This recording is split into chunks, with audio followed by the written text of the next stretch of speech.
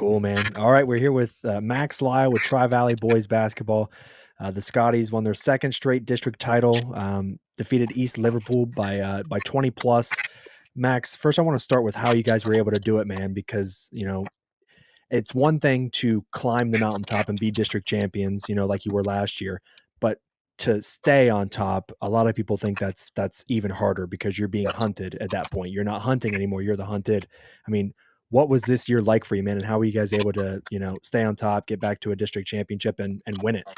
Yeah, for sure. Coach McLaughlin always says we got big target on our back, and especially winning districts last year and then making it to the Convo and losing. It's been, we knew from the beginning of the season that this was our goal to get back to the regional semifinals and hopefully bring a regional final home and get to the Final Four. And yeah, it was just straight work. Practice. We get after it, and I think that's really what's helped us this year.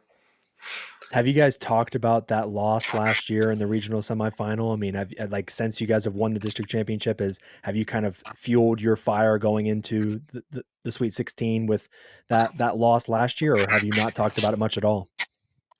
We haven't really talked about it. We're not focused about last year. We're focused on winning this game. And we were at the Convo yesterday, and we were all talking. And it was like it didn't seem as big as a stage as it did last year. And I think that experience making it there last year will help us a lot on Thursday. What do you enjoy most about, going up to Athens? Because obviously you guys get to practice there all week, but then you'll have the game, later on this week. What do you Yep. like most about that environment, man? Just not only practicing, but playing in the game, all the Tri Valley faithful come up and watch you. You have that energy, all that pressure of what's on the line. I mean, talk to me about that whole thing.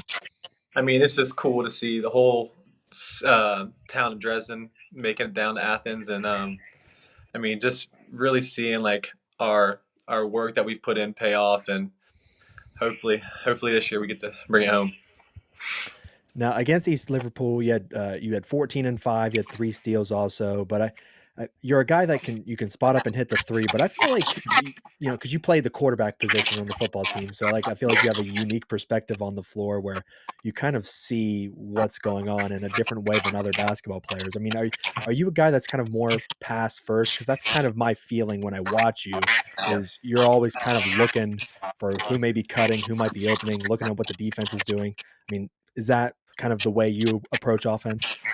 I guess it really just depends on the game, how the game's going, the flow of the game. If I need to go get a bucket, I'll go get one. But yeah, I'd say I'm a pass first guy. I like getting my guys involved, and obviously playing quarterback. It's just bred into me, I guess, and it just happens. It's just part of that vision of just reading Yeah. defenses, but also just looking for your guys. Yeah, for sure. Um, so how are you guys preparing for Warren then? Because obviously, they say the next game is always the toughest one, and especially so once you get this late in the tournament, man, with just 16 teams left. I mean, what are you guys doing in practice at Athens to get ready? Really, we're just focusing on us. Obviously, we're game planning for Warren and things that they're going to throw at us, but we're really just focused on us and being ready to.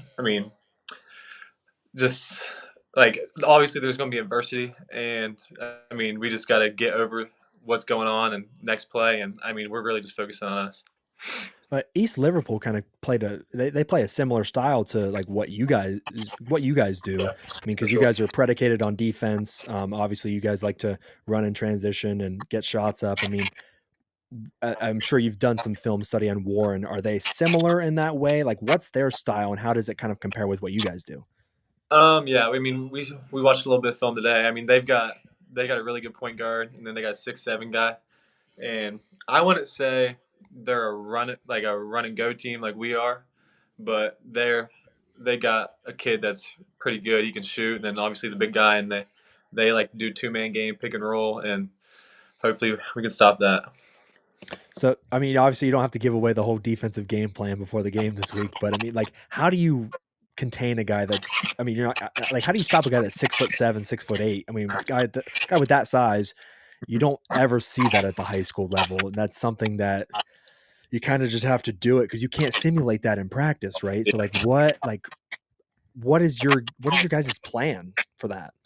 Obviously, he's 6'7", and we don't have height like that, but we're physical, we're super athletic. So I mean, just being physical with them. Big guys usually don't really like contact that much. So I mean, being physical, and they throw it down in the post, maybe help a little bit, show, and then get back if he kicks it out. But really, just being physical.